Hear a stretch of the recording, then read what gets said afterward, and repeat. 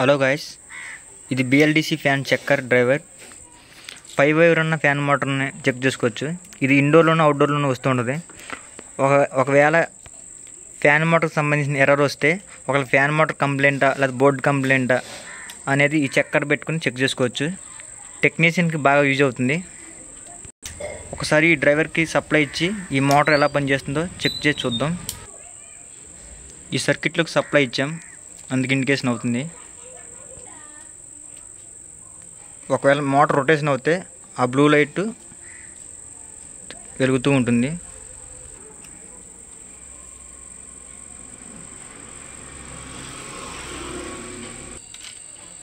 Fan rotation అవుతుంది.